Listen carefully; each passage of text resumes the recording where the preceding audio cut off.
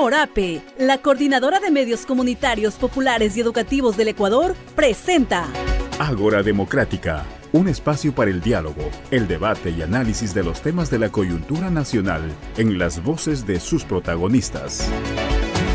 Bienvenidos, bienvenidas.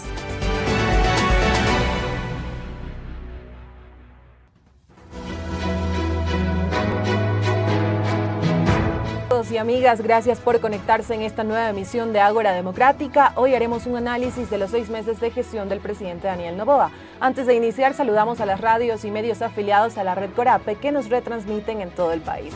También gracias por escucharnos por nuestro canal de YouTube y las diferentes redes sociales. Mi nombre es Elba Luzardo, iniciemos.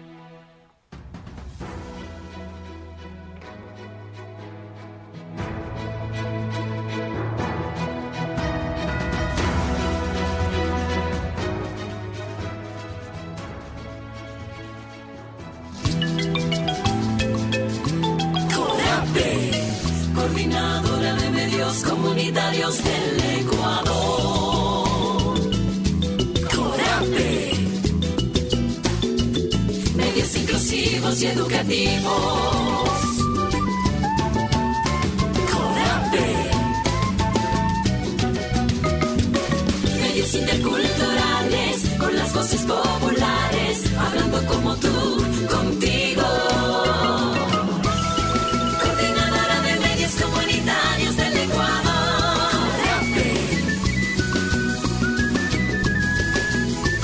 CORAPE, Coordinadora de Medios Comunitarios del Ecuador.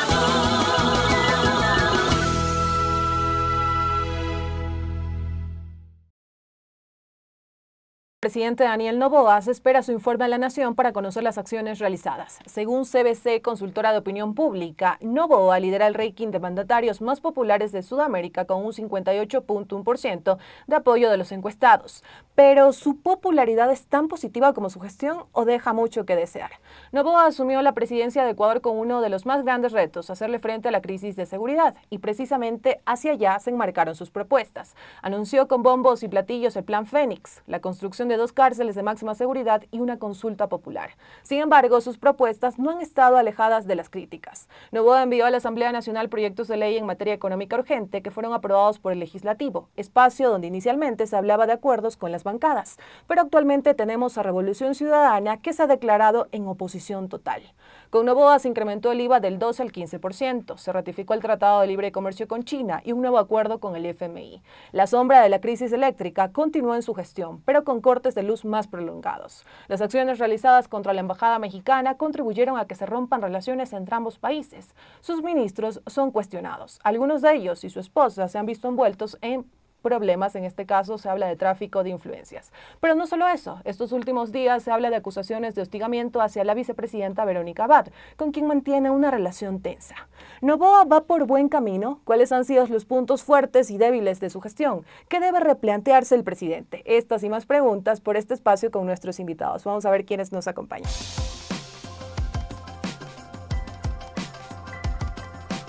Está junto a nosotros Jimena Ron Herráez. Ella es constitucionalista y máster en comunicación política, es docente y asesora constitucional parlamentaria y también es integrante de Mujeres Constitucionalistas del Ecuador.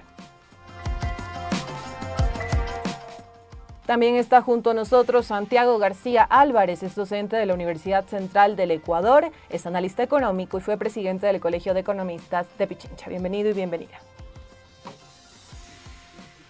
Y en este caso vamos a iniciar Ágora Democrática con nuestra invitada Jimena Ron. Queremos consultarle su análisis general de estos 6 meses de gestión del presidente Daniel Noboa. Así vamos profundizando en cada punto. Así que en este caso, doctora Ron, ¿más cosas positivas o negativas? Bienvenida.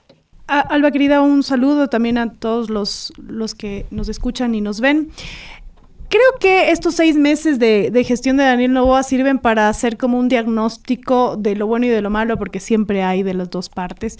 Me parece que en este lado positivo hay conquistas políticas que de alguna manera habíamos perdido, ¿no? Sobre todo con el presidente Guillermo Lasso, por ejemplo, el haber generado, me parece que a mí una de las cosas que que yo rescato como positiva de Daniel Noboa es haber generado inicialmente, ya se perdió, pero haber generado inicialmente esta alianza política, estas alianzas políticas al interior del legislativo, lo que le permitió que en los primeros meses de gobierno pudiera sacar temas que venían siendo represados por esta mala relación ejecutivo-legislativo, ¿no? Y un poco ahí considerando que la relación ejecutivo-legislativo, cuando es una relación no tensa, tampoco evidentemente absolutamente armónica, pero una relación que permita sacar temas, sí resulta positivo. Ahora creo que se perdió y esto le va a pasar factura sin duda alguna.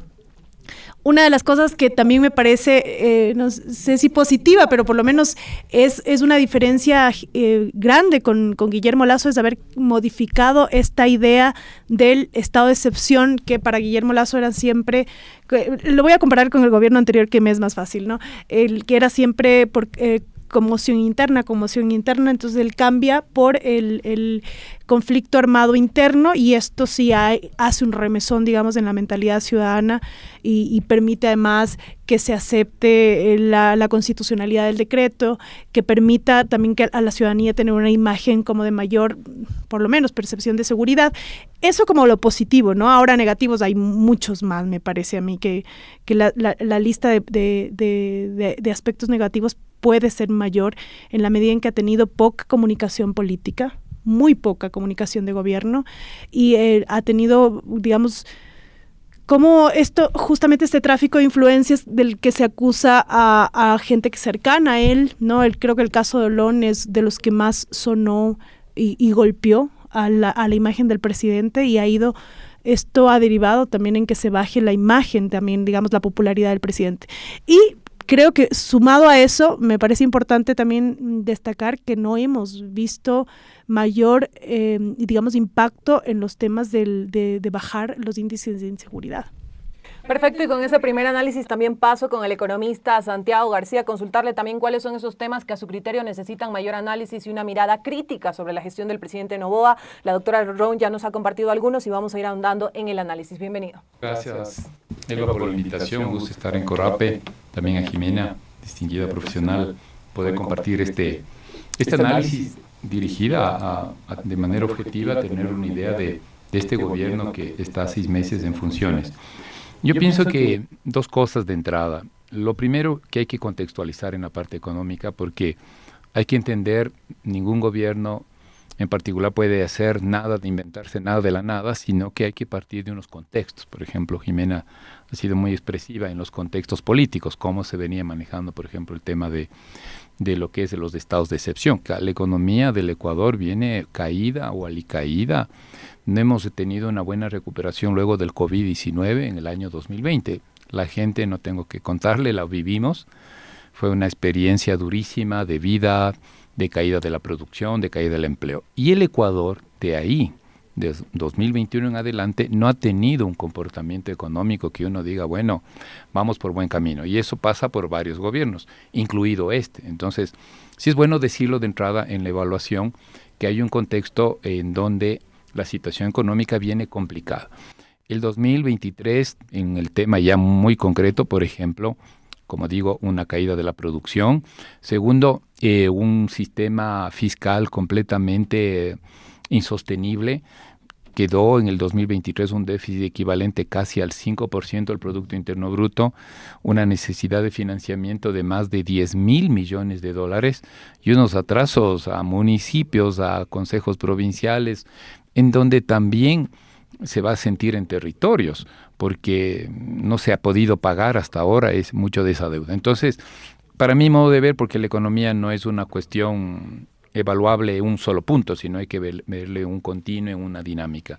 Dicho eso, me parece que hay unos puntos en donde ha puesto más énfasis en la política económica, unos puntos en donde realmente es muy débil lo que ha intentado hacer, y un tercero, diría, políticas que se han mantenido de acuerdo a lo que se ha venido trabajando en los últimos años. Entonces, voto directo ahí, mucho énfasis en el tema fiscal.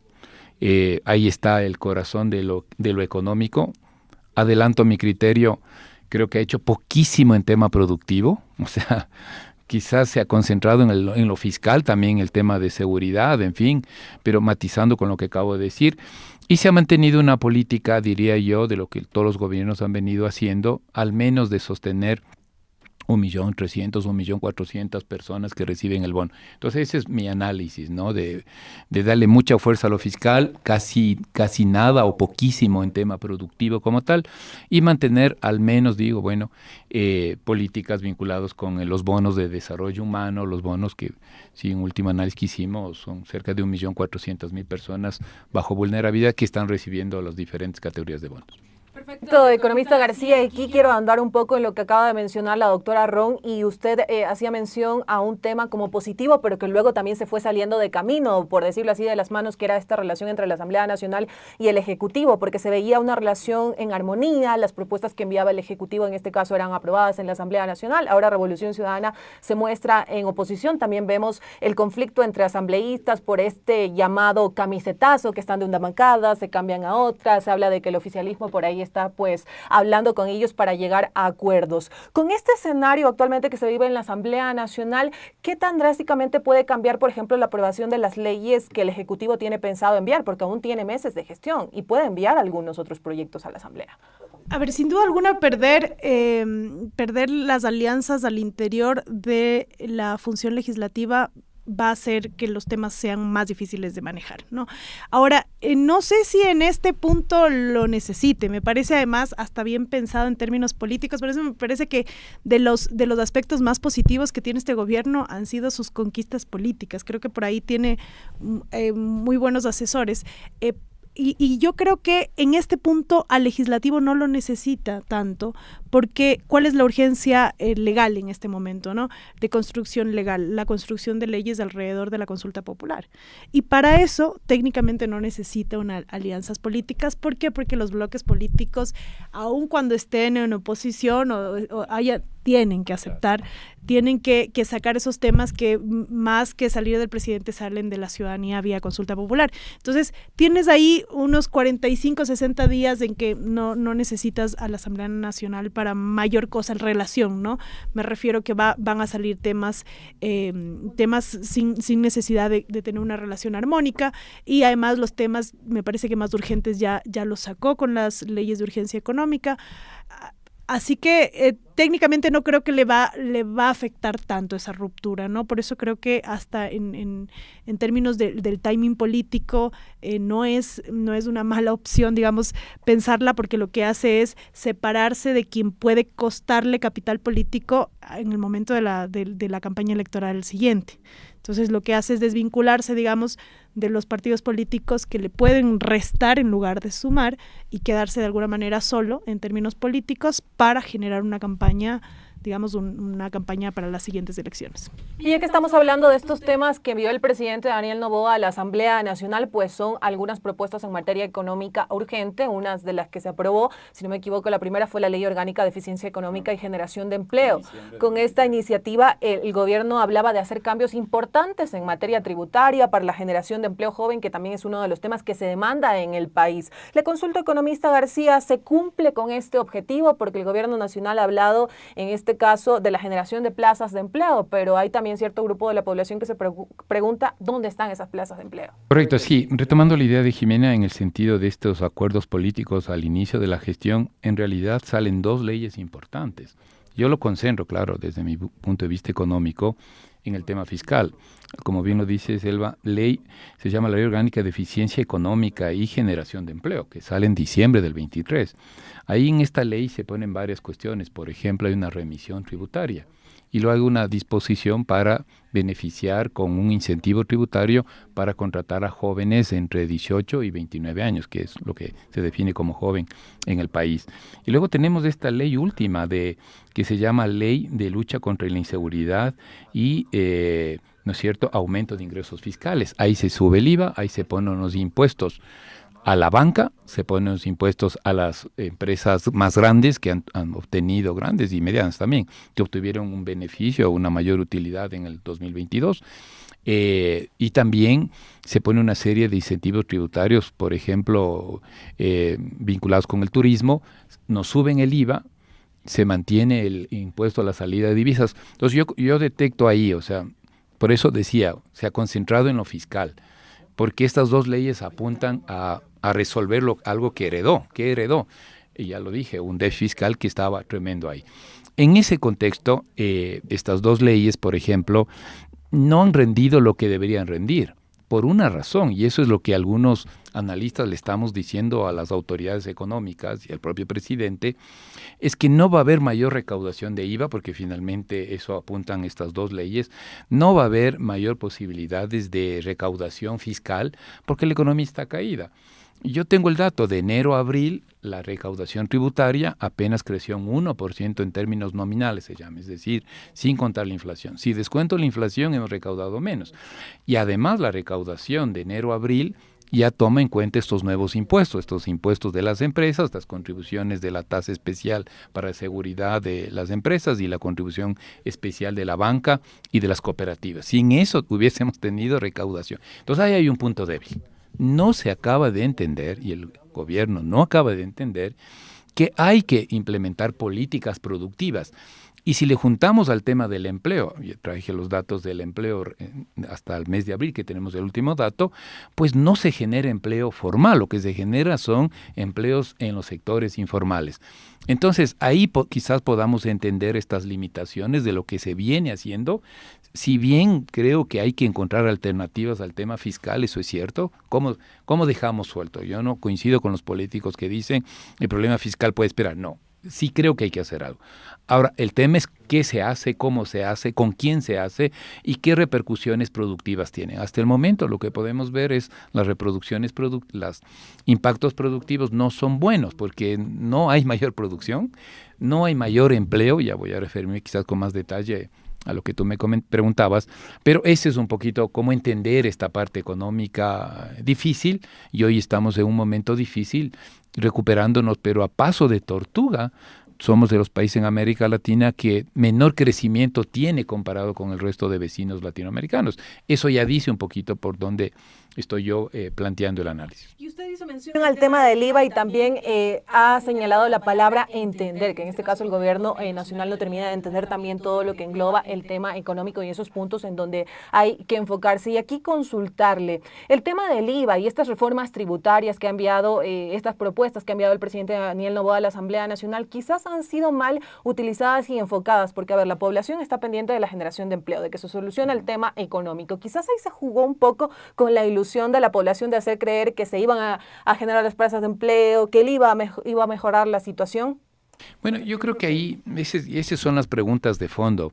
Una ley es parte de una política pública, eso debemos entender. Yo sé que hay que decirlo así a nuestros ciudadanos, ¿no? Porque uno termina diciendo tal es la ley.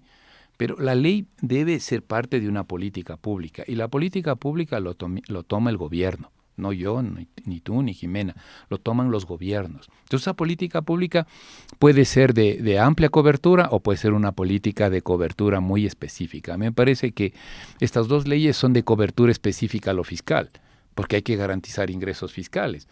Pero a la vuelta a la esquina, esto empieza a chocar con la realidad porque la producción no reacciona. Por ejemplo, hoy las gran parte de la sociedad, desde clase media hacia abajo, estamos sin liquidez. El último dato disponible de crédito del Sistema Financiero Nacional, por ejemplo, hasta marzo del 2024, notamos una ralentización de la entrega de crédito del sistema financiero a los hogares y a las empresas. Entonces, no es que eso pasa de locos, es simplemente que el crédito se está contrayendo. Por tanto, ¿qué presuponemos? No hay mayor producción, no hay posibilidades de generar empleo. Entonces, me parece que ahí a mí me queda debiendo este gobierno en la definición de políticas más amplias de producción. Por ejemplo, está bien, me parece razonable que si a un empresario se le dice, mira, contrata a un joven y te vamos a deducir lo que le pagues 1.5 veces. A mí me queda claro el mensaje. Y usted una ley. Bueno, digo, chévere, yo quiero hacer eso. Pero si no vendo, si no logro producir, entonces la ley queda en donde queda. Muy, muy bonito, muy escrita, chévere. Y además, como decía Jimena, un buen consenso, que fue medio raro, ¿no? Que uno, dice, está bien, ya eso salió.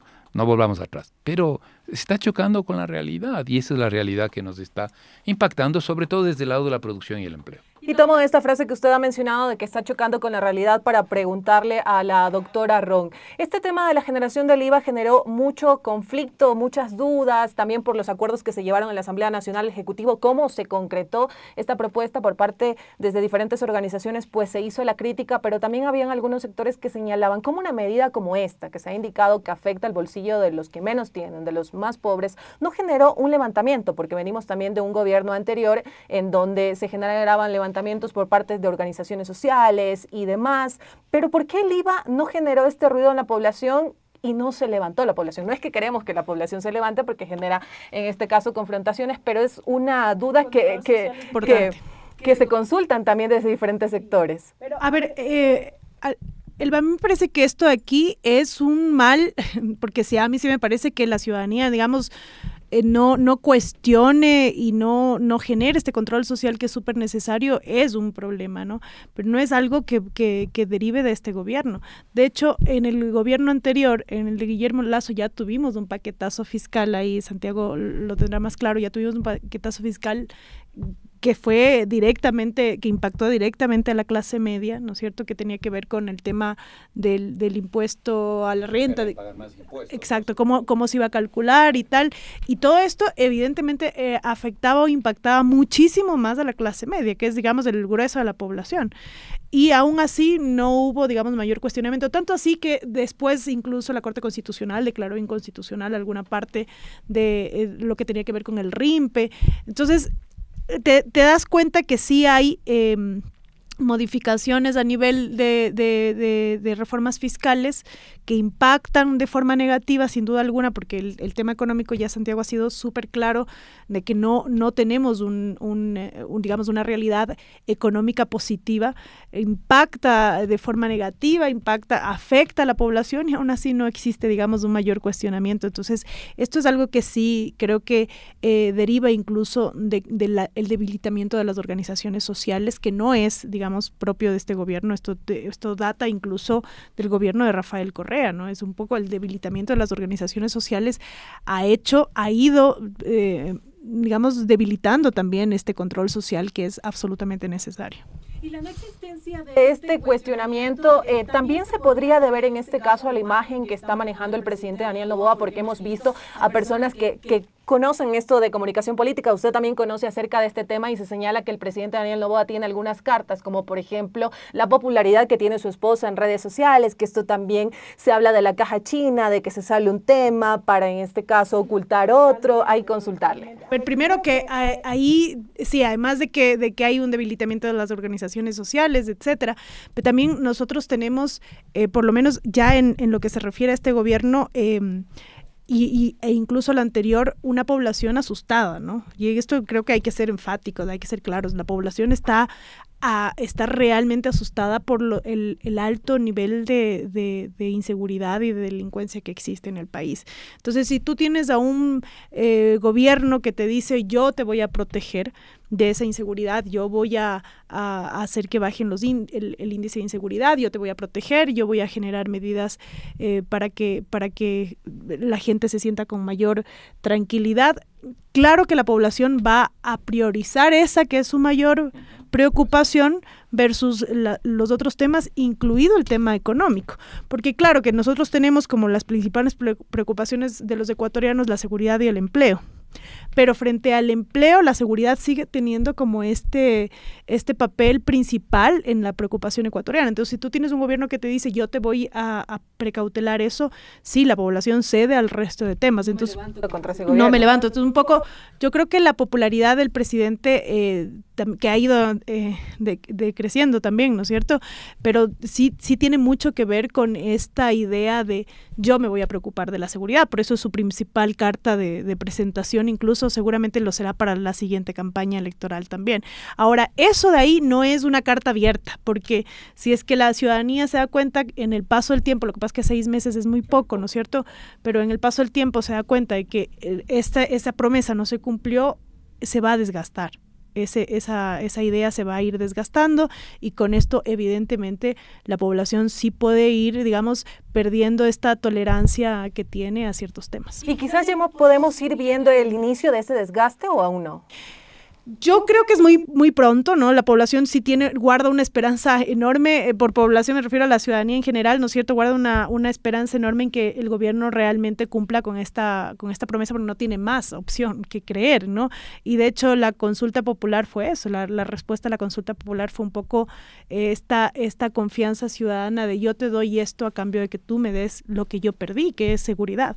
Entonces, yo creo que falta mucho para que esto se desgaste totalmente. Pero sí hemos visto que ha ido decreciendo, ¿no es cierto?, la popularidad, que empezó en una popularidad alta entre casi el 90% y hoy por hoy está casi en el 50%. Entonces, y además 50% y a puertas de una elección presidencial. Entonces sí creo que esto va a irse, si no se cumple, va a irse desgastando. Señor García, usted quería mencionar algo antes de irnos a una pausa. Entrar a una pausa rápidamente en el tema de lo que significa el control social. Lo que pasa y por qué no hay reacción. Tú preguntabas muy bien esa pregunta, Elba. Pero es que hay que tomar, Jimena, también en cuenta el contenido de estas dos leyes. Por ejemplo, fiscales de generación de impuestos. Es que ahí estuvieron planteamientos de la propia izquierda. ¿Qué dice la propia izquierda? Es que hay que caerles con impuestos a la banca. Pues había impuesto a la banca. Es que hay que a las empresas, no sé cuánto, a las grandes vendedoras. Bueno, entonces hay un impuesto. Por eso, entre otras cosas, salieron ese par de leyes. Nos queda clarísimo para seguir evaluando, por ejemplo, algunos a favor, otros en contra de la remisión tributaria. Esto de perdonar, bueno, ¿sabes qué? No pagues intereses, pero paga lo que puedes de impuestos. ¿Cuál es la recaudación en este momento? Ya tenemos el dato, 300 millones. Ojalá eso sirva de experiencia para no más hacer este tipo de políticas que ni siquiera son efectivas, porque tenemos que decir, hay una medida que sirve, pero si no sirve y hago que la gente en su imaginario y las empresas digan, bueno, esperemos otra remisión tributaria a ver qué hago, ¿no? Si pago o no. Entonces son cosas que me parece que hay que plantear. Y sí, en esa parte del control social, la sociedad también hay que autocriticar. Nos falta muchísimo para ser los mandantes. Nosotros solo somos los que votamos y luego la academia se hace a un lado. Los gremios empresariales luchan por su metrito de poder, los sindicatos por su metrito de poder, el grupo, social del indigenado también tiene su propia aspiración y no logramos aglutinar un gran consenso social, ¿no? Donde también se damos posiciones, donde digamos, bueno, esto es prioridad. Yo sí creo, y termino, que sí hay un desgaste del gobierno, no me meto más en la parte política, sino en la parte económica, porque el ofrecimiento de al menos generar más empleo en los próximos 6 meses, si no hay más claridad, por lo menos sinceridad, porque esto tampoco es que un presidente viene y dice, ya mañana te doy todo lo que tú me digas y aquí el joven ya encuentra empleo. Pero va a haber más desgaste, me parece, Jimé, y lo podemos discutir por tu experiencia política, en lo material. A ver, no logramos encauzar a la economía, por lo menos, no digo ya vamos a crecer, encauzar la economía hacia una recuperación económica. Quizás ahí va a pasar factura. Esos dos temas que son los prioritarios, empleo y seguridad, va a haber un desgaste. Perfecto, con estas intervenciones de nuestros invitados nos vamos a una pausa. Ya regresamos aquí en Ágora Democrática, espacio de la red de medios comunitarios del país que hacemos Corape a nivel nacional. Corape, Coordinadora de Medios Comunitarios del Ecuador. Corape, medios inclusivos y educativos. Corape, medios interculturales con las voces populares, hablando como tú, contigo. Coordinadora de Medios Comunitarios del Ecuador.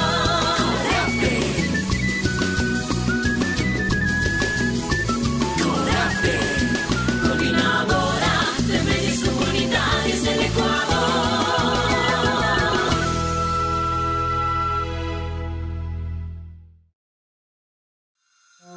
Corape Digital TV es el primer canal informativo ecuatoriano de transmisión continua a través de YouTube.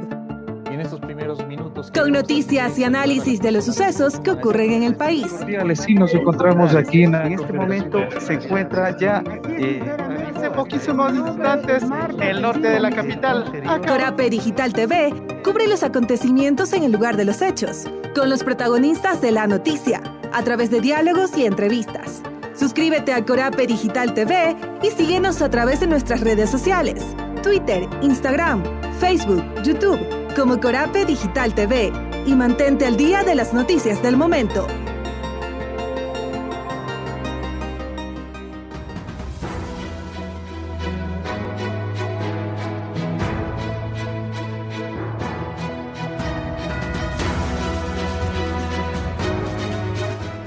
Estamos de regreso en Ágora Democrática. Gracias a quienes están pendientes de este programa semana a semana para conocer junto a nosotros los temas de la coyuntura nacional y sobre todo también que ustedes los pongan en su mesa de discusión, porque es importante hablar de estos temas que de cierta manera generan un impacto positivo o negativo en nuestro país.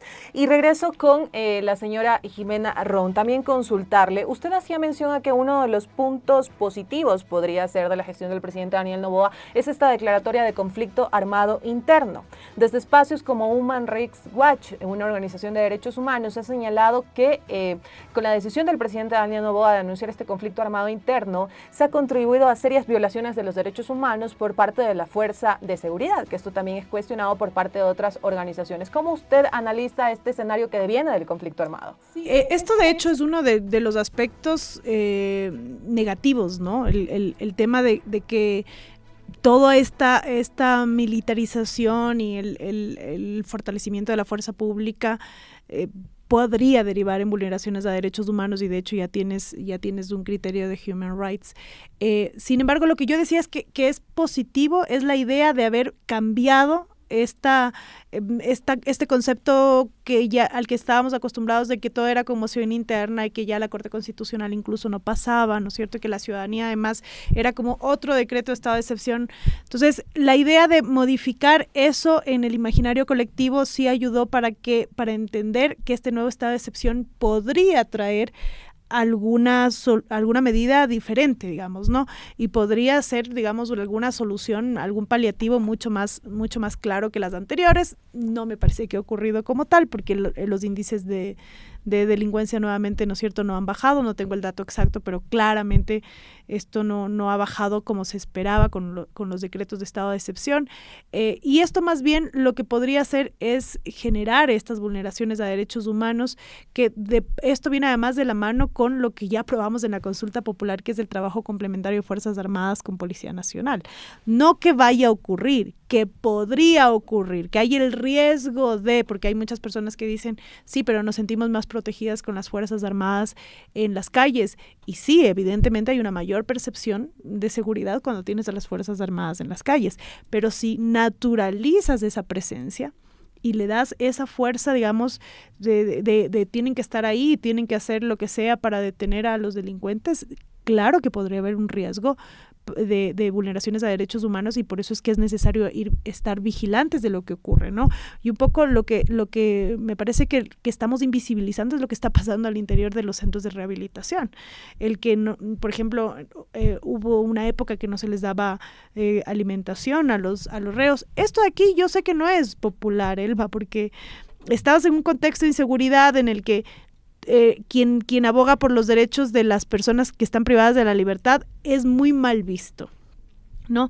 Pero no, la ciudadanía no puede invisibilizar algo que está ocurriendo. Entonces, me parece que son temas que sí hay que poner en la mesa del debate para conversarlos, para reflexionar sobre ellos, y sobre todo para que queden ahí y poderlos ver. No podemos taparlos y seguir adelante, porque quizás ahora está bien, pero no sabemos qué pasa más adelante.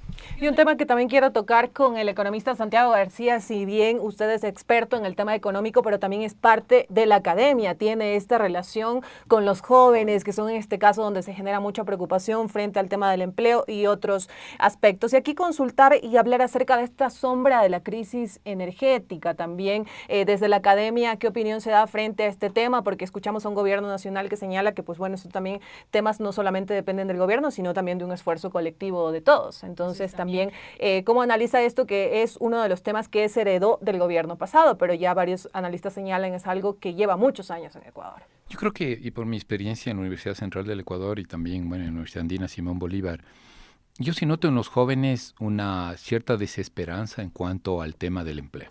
O sea, ahí sí se nota, ¿no? Porque entienden perfectamente y pueden ver sus amigos que salen de la universidad y no van a ningún lado en materia de empleo, ¿no? O a lo máximo llegan a un trabajo informal.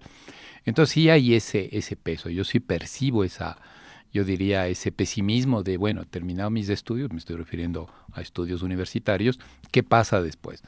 Ahora, no ayuda en ese contexto, no ayuda para nada. Ese es un golpe también, el tema del racionamiento eléctrico. Y ahí sí creo que si hay que anotar una cuestión negativa adicional de lo que hemos comentado y hemos tratado de hacer un buen balance lo más justo posible, ahí sí creo que hubo errores ya del presidente Noboa.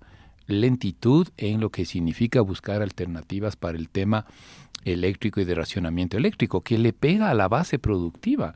Porque si yo soy gran exportador, seguro que tengo mi planta de luz eléctrica, hago algo. Si soy el gran hotel aquí en Quito, pues bueno, no es que no le perjudica, pero le perjudica de alguna manera menos. Pero ¿y la base productiva? Y el restaurante, el pequeño productor, el campesino, ahí los impactos han sido muy fuertes. Entonces, creo que ahí se falló como política gubernamental. Ya se sabía, los colegios profesionales se le dijo hace más de un año, bueno, el señor Lasso ya ni modo, nunca entendió creo ese mensaje, pero se sabía que había que hacer una inversión emergente en lo que es la generación termoeléctrica, porque no hay opción, no podemos engañar. Hay una sequía a nivel global. A nivel de América Latina, se contrae todos los ríos de la cuenca del, ¿no es cierto?, que van hacia la Amazonía, la cuenca oriental, y nos quedamos como nunca, sin luz, 8 horas diarias. Entonces ahí había que tomar la precaución desde un inicio para poder solventar y que no pase esta crisis tan brutal como hemos estado pasando y que hoy va a seguir, porque si diríamos, bueno, hasta aquí ya nos hemos sacrificado, hemos perdido dinero, los productores, el pequeño empresario, se han perdido empleos, pero va a seguir, porque entre otras cosas no es fácil este momento resolver la generación termoeléctrica. Y además también hay que criticar toda la institucionalidad pública del país. Es bien jodida, muy complicado. Una ley de compras públicas que hay que ponernos de acuerdo. Sería un acuerdo nacional para transformar y cambiar. Mucha corrupción y una ley súper regulatoria que cuidado. Y quizás se regule al que menos debemos regular. La universidad tenemos una hiperregulación y control. Pero luego uno termina diciendo en las grandes centrales hidroeléctricas, por ejemplo, Coca-Cola, Sinclair, nos siguen diciendo que hay mucha corrupción. Entonces digo, al final nos sirve para facilitar la inversión, nos sirve para controlar ¿no es cierto?, la corrupción y no permite la inversión. Entonces, ¿para qué sirve eso? Me parece que, hay que decirlo así, un punto completamente adverso en la gestión del señor Noboa es lentitud. Le escuché al ministro de Economía y Finanzas y al de Energía, dijo, lo que pasa es que para generar energía termoeléctrica necesitamos $600 millones, y no hay. Entonces esperemos a ver que estas dos leyes que hemos comentado al inicio de la entrevista, algún rato vayan generando más recursos y se puede decir, bueno, ahora sí vamos a resolver, por lo menos coyunturalmente, de aquí a un año, para que no haya más cortes, porque el tema climático no va a mejorar. O sea, por A o B estaremos nuevamente enfrentando estos racionamientos eléctricos. Doctora Ron, y el economista García ha hablado en este caso de lentitud y también de la política gubernamental. Y aquí yo quisiera entrar también en otro análisis. Vemos a un presidente, Daniel Noboa, que pues bueno, se señalaba de manera positiva que no existía este cambio de ministros, se mantenía con sus ministros al inicio de la gestión, pero precisamente la crisis energética conllevó a que él pidiera la renuncia de la ministra de Energía. También estos ministros que tiene el presidente Daniel Noboa han sido muy cuestionados, lo decía yo al inicio del programa, desde algunos políticos, actores políticos, se señala que Noboa nuevamente también pone un escenario que no permite que se haga buena política ni se pone gente preparada a cargo de las carteras de Estado. ¿Cómo analiza también usted este trabajo de los ministros del presidente Noboa frente también a este cuestionamiento, porque vemos que él los continúa manteniendo en su cargo? Sí, tiene ministros muy cuestionados, ¿no? Creo que la ministra de Ambiente es la que lleva como la batuta del cuestionamiento y aún así no hace como, digamos, un cambio que la ciudadanía está exigiendo, y además es claro, por ejemplo, que existen, ministros o ministras que no están lo suficientemente preparados para una cartera de Estado compleja, ¿no? Creo que Ambiente es el ejemplo claro de eso, porque no es una cartera sencilla. Y luego la cartera de Energía también me parece que es una de las más complejas considerando lo que atravesamos, nuestra realidad. Es una de las carteras más complejas y también teníamos ahí a una ministra que creo que no llegaban ni a los 30 años, ¿no? Pero son realmente jóvenes. Esto aquí no debiera ser, digamos, un aspecto que uno pueda considerarlo como negativo, pero para manejar una cartera de Estado tan compleja sí creo que es importante la experiencia, y no solamente la experiencia en la rama, sino la experiencia en la administración pública, que no es lo mismo. ¿No? Hay que tener una experiencia digamos, yo soy experta en materia ambiental, por ejemplo, pero también tengo que tener una experiencia en el manejo de la cosa pública. Porque si solamente tengo experiencia en el área privada, que es un poco lo que ocurre con algunos de los ministros del presidente Noboa, no van a saber cómo generar esto que además a Guillermo Lasso le fue muy mal, y fue el gasto público, ¿no? Porque yo tengo un determinado presupuesto, por ejemplo, en mi cartera de Estado, pero yo tengo que ejecutar ese presupuesto. Y para ejecutar ese presupuesto yo necesito saber las reglas de la cosa pública para saber cómo ejecutarlo. Y eso fue lo que le pasó a Guillermo Lasso, por eso es que casi que al final de su gestión, antes de que saliera, los ministros no llegaban ni al 50% de la ejecución del presupuesto. Entonces, esto tiene que ver con administración pública, y creo que eso ahí también puede ser un tema que le pase factura también, evidentemente, porque al final del día los ministros son la cara visible del presidente, ¿no? Son sus fusibles, y sin duda alguna algunos se le han ido quemando y él no está sustituyendo esos fusibles quemados. Y hablando de la cara visible del presidente, también los vicepresidentes también suelen ser una cara visible del gobierno nacional, y en este caso tenemos a una vicepresidenta que denuncia y habla de acusaciones de hostigamiento por parte del presidente Daniel Noboa. Se habla también de una relación tensa. Doctora Ron, ¿cómo analiza este tema? Porque también vemos un consejero del Consejo de Participación Ciudadana y Control Social que le ha interpuesto una denuncia. Mucho se habla de conexiones, acuerdos con el gobierno para sacar del camino a Verónica Abad. Bueno, esto de aquí creo que es capital, ¿no? La relación que tiene con la vicepresidenta de la República. No es raro que un presidente tenga una relación tensionante con su vicepresidente. Parece que esto es, digamos, más bien la regla general, ¿no? Porque siempre hay esta idea de que el vicepresidente es una amenaza, ¿no es cierto? Está sentado en el banco de espera para asumir el puesto. Ahora, esto de aquí, esta relación sí ha generado, digamos, puntos en contra del presidente Daniel Noboa, y además ha deteriorado un poco su imagen internacional, sumado a lo que pasó con la Embajada de México, porque esta relación tensa con la vicepresidenta de la República sí está, digamos, en el ojo internacional, porque la vicepresidenta está en Israel. Y la vicepresidenta está dando además entrevistas a medios internacionales señalando precisamente que está siendo hostigada, que está siendo presionada para que renuncie. Esto de aquí deteriora un poco la imagen del presidente, ¿no? Porque si bien no tienes que llevar una relación, debería, lo ideal sería que lleven una relación armónica, pero si no puedes tenerla, la idea del ostracismo, digamos, del vicepresidente de la República, que es un poco lo que ha pasado con Verónica Abad, sí juega en contra, digamos, de la imagen presidencial.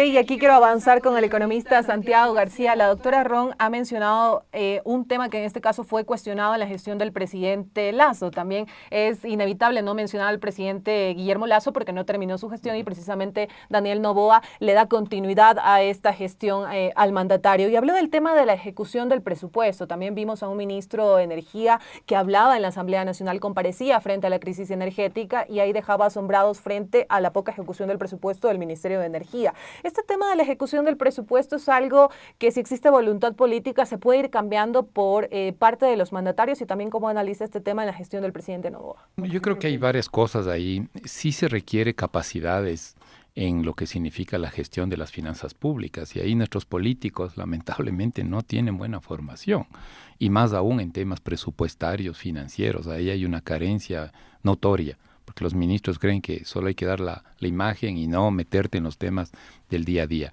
Sí hubo, no hay duda, una gran subejecución presupuestaria en el gobierno del señor Lasso, y mucho de eso también creo que se llegó a decir: por eso he podido bajar el déficit fiscal. Eso también nos lleva a una conclusión. El país tiene que avanzar a resolver los temas fiscales, pero hay que saber cómo, cuándo hacerlo, y con la mejor técnica posible y sin vulnerar los derechos de los ecuatorianos. Pero eso de un lado. Ahora, sí creo que el otro punto que decía, también la ejecución presupuestaria demanda de ingresos suficientes. Ingresos que también son estacionales. Estacional significa varían de un mes a mes. Puedo yo aclarar eso. Por ejemplo, la recaudación del impuesto a la renta. ¿Cuándo se recauda más? Marzo y abril, porque en marzo pagamos las personas naturales y abril las empresas.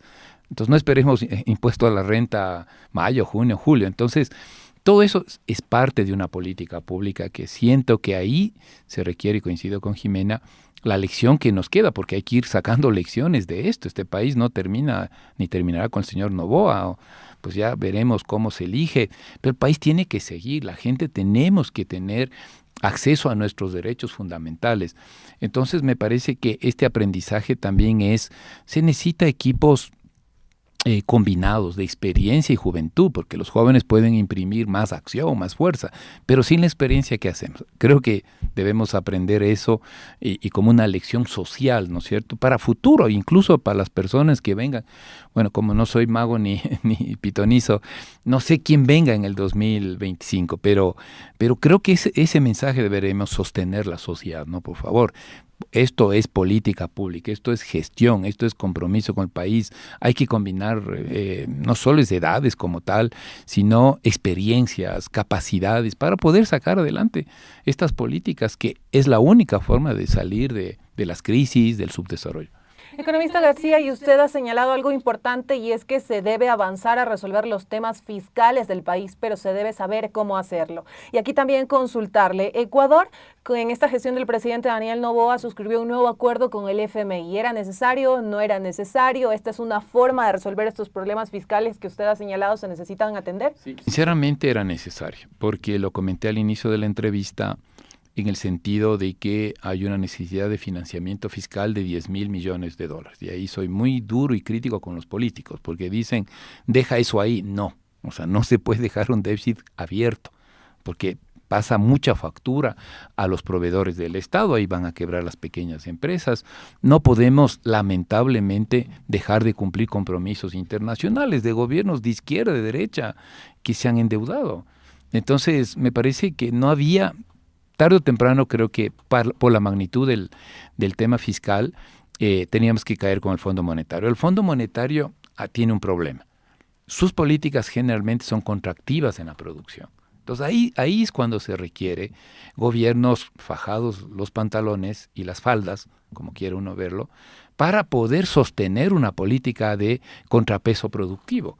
Porque yo entiendo, si el déficit es, como les dije, de 6,000 millones y queremos llevar el déficit a algo más razonable, también hay que ver el timing. No es cuestión de venir a garrotazos y ahora quito este subsidio, esto, lo otro. No, se requiere ahí ciertos consensos sociales, se requiere cierta progresividad en el tiempo, ¿sí? Para que pueda la sociedad respirar. Y tenemos un gobierno que puede llegar a estos consensos sociales y en este caso ponerse fuerte y decir no voy a ir en contra de los derechos. Excelente pregunta, porque eso no lo hemos comentado, o la gente que nos está viendo este momento, el programa en Ágora, en este momento, tiene que hacer la reflexión, y tiene que hacer la reflexión en ese sentido de hasta dónde un gobierno puede garantizarnos ciertos cambios y transformaciones. Pero esa es la reflexión que hay que hacerla, pero hay que hacerlo los ciudadanos también, ¿no? Dadas las circunstancias, dadas las limitaciones. No se puede, lo dije al inicio, una evaluación purista en abstracto. Es un gobierno y una sociedad que tiene un devenir, y ese devenir es jodido, complicado. En ese contexto hay que ver la talla de los gobernantes, hay que ver la calidad de las políticas. Eso ya nos corresponde a los ciudadanos también, y el grado de compromiso que asumamos los ciudadanos, porque también es del otro lado que no debatimos. ¿Cuál es el compromiso de la sociedad para provocar cambios? Si yo soy empresario, por más que esté escrito en la ley con letra de oro que contrate a jóvenes, si yo no quiero, si no tengo la predisposición y miro por otro lado, no habrá ley que valga. Si yo, clase media, no estoy dispuesto a pagar los impuestos que debo pagar, entonces, esa es mi otra forma de pensar, porque la política pública a veces se habla solo del gobierno y gobiernos. Los gobiernos locales también juegan ahí. Pero ¿y yo, ciudadano, qué? Si evado, no digamos esa palabra para los ciudadanos, si mejor no me cobran mi impuesto predial, gracias. Entonces no hay esa corresponsabilidad. Sobre eso no se ha hablado, pero bueno, creo que a futuro hay que mirar así, si no este país no va a cambiar. Seguimos en Ágora Democrática con nuestros invitados, el economista Santiago García y la abogada Jimena Ron. Y continuamos, y también algo que quería consultarle a la doctora Ron es un tema que también ha generado eco, debate en estos últimos días previos a que el presidente Daniel Noboa realice su informe a la Nación en la Asamblea Nacional, y es sobre estas decisiones del gobierno concerniente al Ministerio de la Mujer y Derechos Humanos. Luego de varios cuestionamientos por un posible cambio de nombre o eliminación de la cartera de Estado, se retractó y ha señalado que el nombre se mantiene, que lo que se hará es adicionar lo relativo a la Rectoría de Política Criminal. Y aquí, primero consultarle cómo analiza esta decisión, y también que vemos un gobierno que primero anuncia tajantemente algo, luego como que emite un comunicado y le cambia el sentido a lo que dijo adicionalmente, o se retracta. Me parece que no tenían claro, ¿no? Incluso porque hubo una entrevista y señalaron, bueno, tampoco tenemos el presupuesto porque el transformar un ministerio involucra también presupuesto para poder ejecutar lo que se planifique. Ahora, en términos simbólicos, Elba, me parece que la decisión, así como inicialmente fue señalada, era una decisión negativa, ¿no? Negativa porque mucho nos ha costado a las mujeres el posicionar los temas de la violencia de género en la mentalidad no solamente de la sociedad, sino del Estado, porque es un trabajo tanto al interior de la sociedad como al interior del Estado, y aquí los grupos feministas han hecho un trabajo importantísimo en ese posicionamiento, en ese empoderamiento de algunos temas, de algunos conceptos relacionados con la discriminación y la violencia, y el tener una institución que, si bien probablemente no hacía el rol o no ejecuta el rol que digamos que las mujeres desearían, pero hay una institución encargada específicamente de los temas de la política pública relacionados con la violencia de género. Y el eliminar, ¿no es cierto?, el transformar, porque era la idea, no era eliminar, sino el transformar, el poner en primer lugar la política criminal, en términos simbólicos sí resultaba un golpe duro para las mujeres, ¿no? Y sobre todo para los colectivos feministas que han luchado tanto por posicionar estos temas al interior del Estado. Y frente a este tema del Ministerio de la Mujer, pues también hay algunos sectores que hablan de un presidente Daniel Noboa autoritario, frente también a lo que ocurrió en la Embajada Mexicana aquí en Quito. Quizás con lo que ocurrió con el tema del Ministerio de la Mujer y también otros aspectos de que tenemos un presidente que se mantiene reacio frente a hacer cambios en su gabinete de gobierno, ¿podemos ir fortaleciendo este discurso de que tenemos un presidente autoritario? Yo creo que el presidente tiene, digamos, sus características de autoritarismo, pero no sé en qué medida eso, Elba, afecta a la sociedad. ¿Por qué? Me quiero explicar un poquito. Porque las sociedades latinoamericanas son muy dadas a aceptar al gobernante fuerte, de carácter fuerte. De hecho, este arquetipo de gobernante que buscamos las sociedades latinoamericanas es el héroe, ¿no? Por eso es que pega mucho esta idea de Bukele, por ejemplo, en Latinoamérica, y de un presidente, el mismo Correa en su momento, ¿no es cierto? El presidente fuerte, el presidente, digamos, que toma decisiones, que no recula, el presidente que es más lanzado a tomar decisiones autoritarias.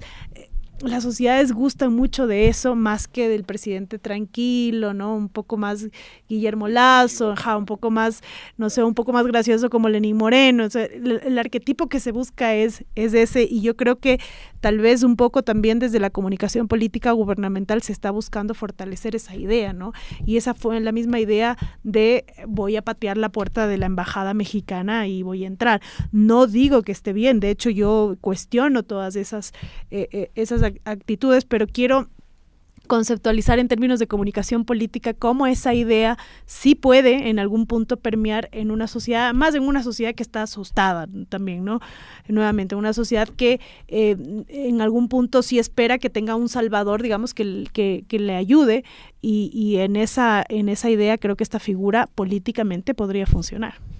Estamos casi que concluyendo Ágora Democrática. Nos faltaron algunos otros puntos por analizar. Si bien es cierto, son 6 meses de gestión del presidente Daniel Noboa, hay varios temas en los que hay que ahondar y también que usted los conozca, amigo y amiga. Pero antes de culminar Ágora Democrática, le vamos a pedir a nuestros invitados que nos ayuden con una conclusión en 2 minutos. Y la pregunta, señor Santiago García, es: ¿el presidente Daniel Noboa va trazando su camino hacia una reelección para 2025? 2 minutos, por favor. Bueno, yo creo que hay que mirar las cuestiones objetivas en materia económica. es un gobierno que se ha concentrado con mucha fuerza en el tema fiscal, ha tenido el apoyo político de varias tiendas políticas y lo hemos mencionado a través de 2 leyes importantes que se emitieron y que hoy y a futuro seguirán generando ciertos ingresos fiscales.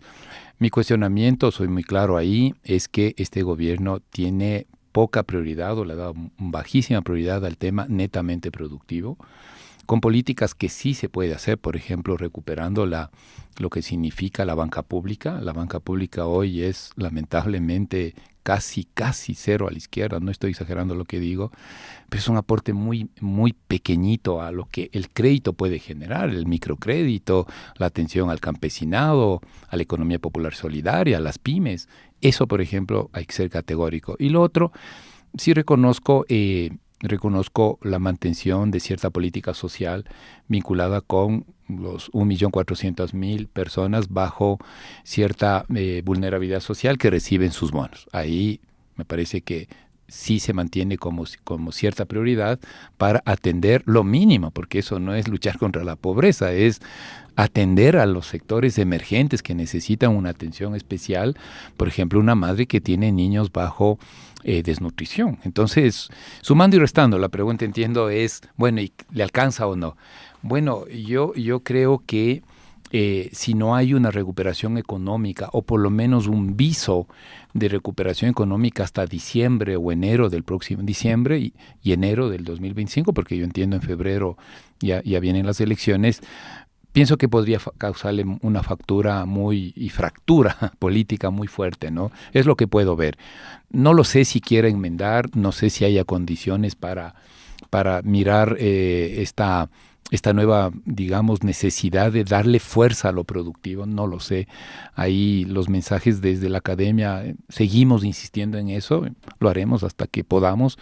Pero bueno, y a eso ya se vuelve también un tema político, lo quieren o no tomar, y qué fuerzas podrían también apoyar, como digo, con políticas que miren de esta forma a la producción. El empleo que todos queremos, yo quiero empleo para mis jóvenes, para mis hijos, pero sin producción es muy difícil y eso los ciudadanos tenemos que tenerlo claro. Por tanto, hay una fase previa al empleo, la producción. Perfecto, y doctora Ron, también consultarle en este caso, sabemos que no tenemos la varita mágica para adivinar quién va a estar como presidente del Ecuador en el 2025, pero con todo este escenario, los cuestionamientos, también las aprobaciones de diferentes sectores, ¿podemos decir que el presidente Daniel Noboa podría ser el nuevo presidente en el 2025, ya en la parte final? Creo que si se mantienen los números como hasta ahora, podría tener una posibilidad alta, la verdad, ¿no? Y además si es que no tienes ningún contendor, ningún, digamos, otro candidato que tenga un nivel de popularidad similar, me parece que podría tener mayor probabilidad. Esto sin desconocer justamente esto que dice Santiago. Hay que esperar a ver qué pasa hasta diciembre porque hemos visto cómo ha ido bajando la popularidad del presidente, si es que por algún evento social o natural incluso pasa algo, la popularidad es muy frágil, ¿no? Entonces podría bajar al punto de que quizás no le alcance. Si fuese hoy día, digamos, la elección hoy día o mañana, yo creo que los números le dan para llegar a una reelección, pero habría que ver qué es lo que pasa. Perfecto, de esta manera concluimos Ágora Democrática. Le agradecemos a nuestros invitados por acompañarnos una semana más, por supuesto también a nuestros invitados Jimena Ron Herráez, constitucionalista, y a Santiago García Álvarez, docente y economista. Nos despedimos y recuerden que a través de los medios comunitarios pues podemos seguir conociendo más acerca de estos temas de la coyuntura nacional. Un abrazo fuerte, cuídense mucho. Corape, la Coordinadora de Medios Comunitarios Populares y Educativos del Ecuador, presenta Ágora Democrática, un espacio para el diálogo, el debate y análisis de los temas de la coyuntura nacional en las voces de sus protagonistas. Bienvenidos, bienvenidas.